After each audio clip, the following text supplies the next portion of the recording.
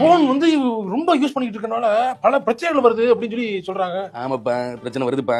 என்னப்பா சொல்லுப்பா, என்னப்பா பிரச்சனை வருது? நீ என்னப்பா நியூஸ் பேப்பர் படிச்சிட்டு இருக்கும்போது இப்ப போனை ஓடிக்கிட்டு இருக்க? இல்ல, செல்போன்லயே வருது இல்லப்பா.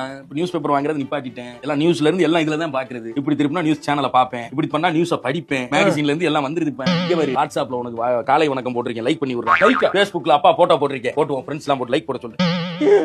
அந்த அவன் கருப்பையாவை போட சொல்லு சொல்றான். என்னடா தம்பி? அம்மா தாயே, நீ ஒருத்ததாமா அந்த வீட்டுல கரெக்டா இருக்க.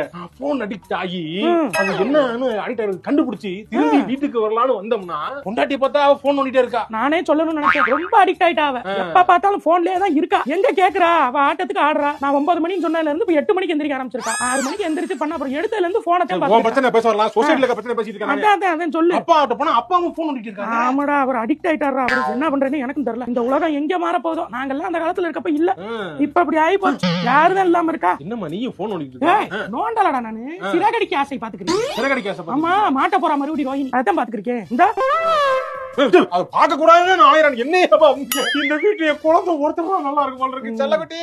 ஆமா அப்பா, சுட்டி கண்ணம்மா போட்டு கொடுப்பா.